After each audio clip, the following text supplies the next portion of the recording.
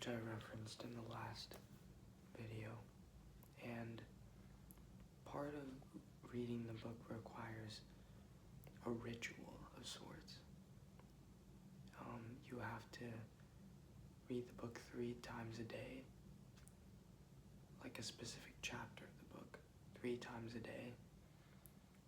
1 in the morning, 1 after lunch, and 1 in the evening, right before you go to bed. So, and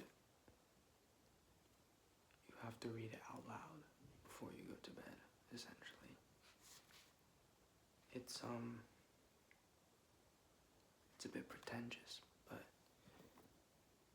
at this point, I think I'm over criticizing people who have their shit together, pretty much. It's all well and good to criticize, but criticism, when you say something is pretentious, is that really helpful? Are you discounting the potential knowledge that you could get by, I don't even know what you would call it. Are you, stroking your own ego? Are you trying to put yourself above someone who's done more than you? Why are you criticizing? It's kind of like the guy, the critic, the food critic in Ratatouille. Like at the end of the day, critics cannot do anything. But criticize. I think he says like you can either tear down or uplift, but you cannot actually make anything, which is debatable. I mean, criticism is a art form in and of itself, but what he's saying is that, who are we as critics to criticize the artist? And who am I as a reader to criticize the author? And so I will just follow the instructions, pretty much.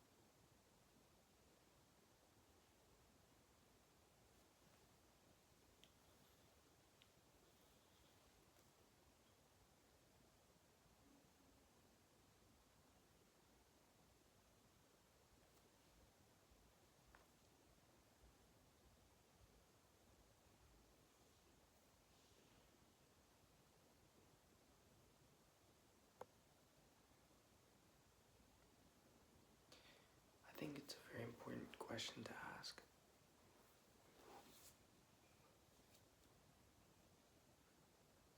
What is it that you are dissatisfied with in your own life?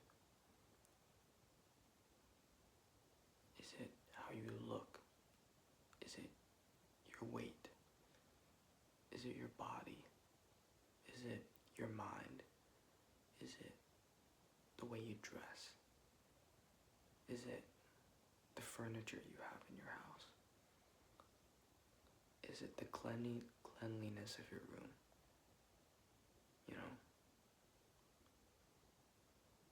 It's important to identify what is missing in order to fill it. Right? You have to identify a problem before you can solve it, or at least you have to identify a problem before you can focus on solving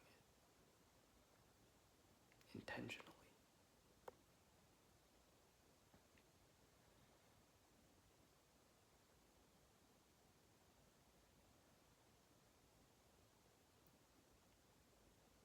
So,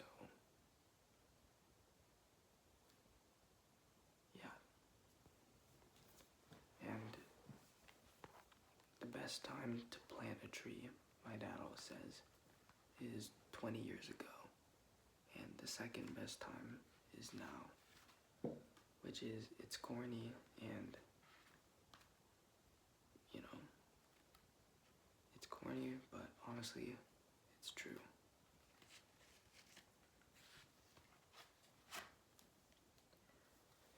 Okay, chapter 8 of The Greatest Salesman in the World. The scroll marked 1. Today I begin a new life. Today I shed my old skin, which hath too long suffered the bruises of failure and the wounds of mediocrity. Today I am born anew, and my birthplace is a vineyard where there is fruit for all. Today I will pluck grapes of wisdom from the tallest and fullest vines in the vineyard. For these were planted by the wisest of my profession who have come before me, generation upon generation.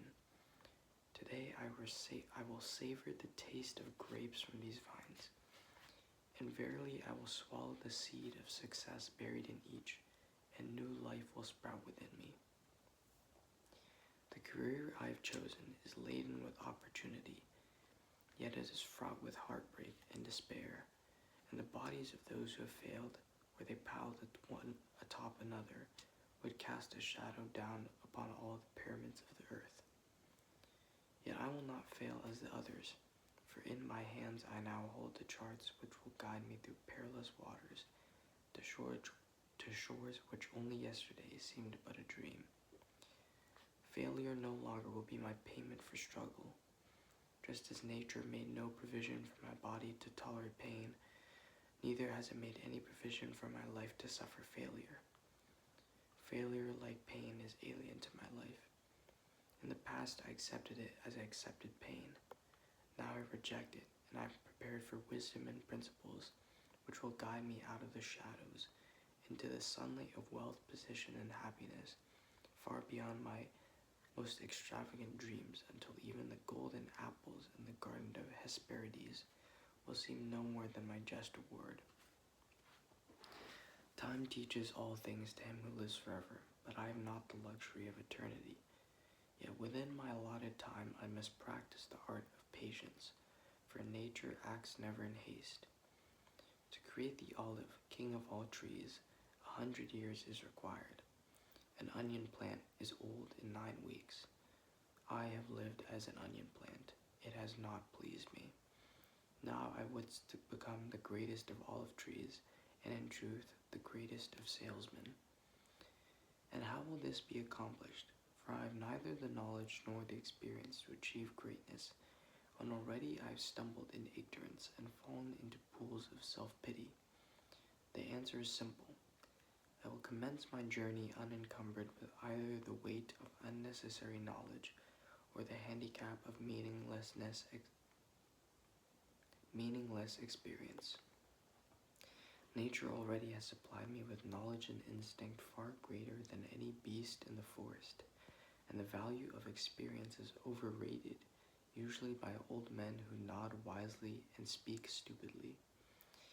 In truth, experience teaches thoroughly, yet her course of instruction devours men's years, so the value of her lessons diminishes with the time necessary to acquire her special wisdom. The end finds it wasted on dead men. Furthermore, experience is comparable to fashion. An action that proves successful today will be unworkable and impractical tomorrow.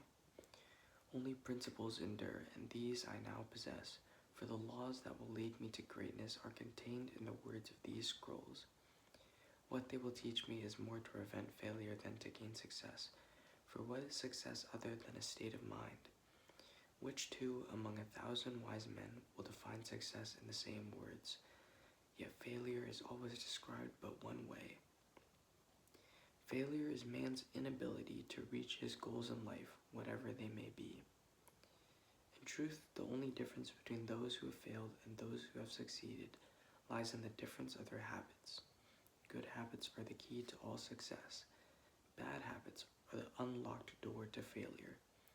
Thus, the first law I will obey, which precedes all others, is, I will form good habits and become their slave. As a child, I was slave to my impulses. Now I am slave to my habits, as are all grown men.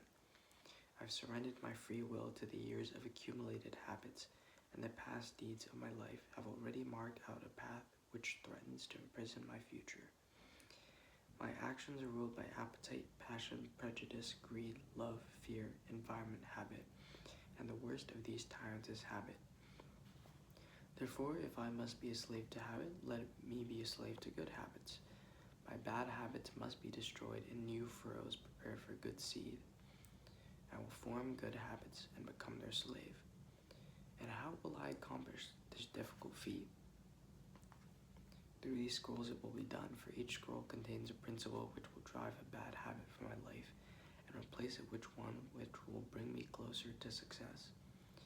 For it is another of nature's laws that only a habit can subdue another habit. So in order for these written words to perform their chosen task, I must discipline myself with the first of my new habits, which is as follows.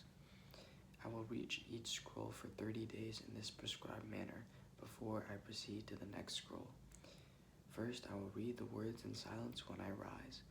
Then I will read the words in silence after I've partaken of my midday meal. Last, I will read the words again just before I retire at day's end.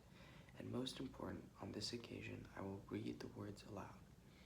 On the next day, I will repeat this procedure, and I will continue in like manner for 30 days. Then I will turn to the next scroll and repeat this procedure for another 30 days. I will continue in this manner until I have lived with each scroll for 30 days, and my reading has become habit. And what will be accomplished with this habit? Herein lies the hidden secret of all man's accomplishments. As I repeat the words daily, they will soon become a part of my active mind. But more important, they will also seep into my other mind, that mysterious source which never sleeps, which creates my dreams, and often makes me act in ways I do not comprehend. As the words of these scrolls are consumed by my mysterious mind, I will begin to awake each morning with a vitality I have never known before.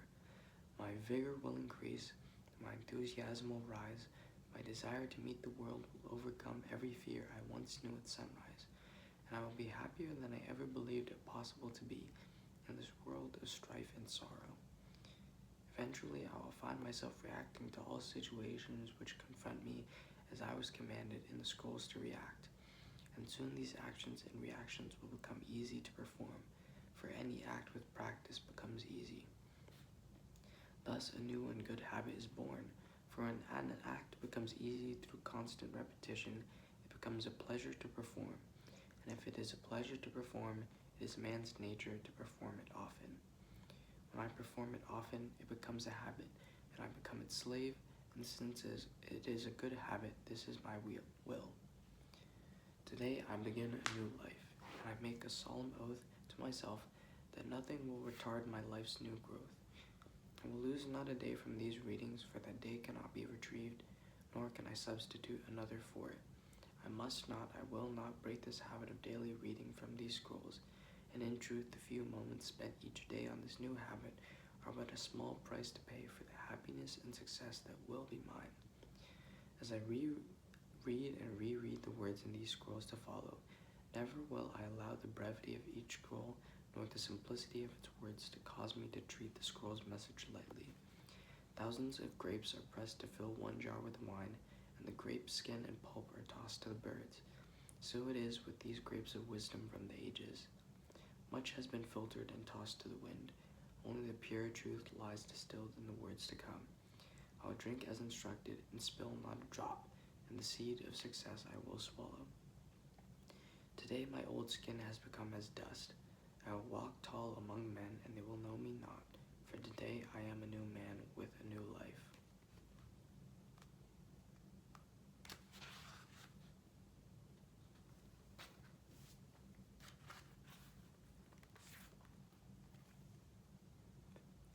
So, if I follow these instructions, it will take me 10 times 30, so it will take me 300 days to finish this book, which I think is the longest I've ever taken to read a book. I think the next record would probably be maximum 20 to 25 days. And I think that was with like probably one of the middle books of Robert Jordan's Wheel of Time, because oh my god, the books in the middle of that are like, it's like an entire like it's 1,000 pages of filler, of Naruto filler, pretty much. But you know, the guy did write pretty well. He just sort of dragged it on towards the end, in my opinion. Obviously, some people like the world building, but at a certain point, I think, yeah. Anyway, 300 days, almost 1 year, 10 months, and yeah, 10 months, and I already have spent, you know, at a certain point, I feel like I'll want to read the next scroll, because reading the same shit over and over again will kind of get tiring. And I'm also like, I want to know what the great Ogmandino decided to put down for the second scroll. Because if it's not good, I'll be kind of disappointed, but I will have committed by then for a month. And so,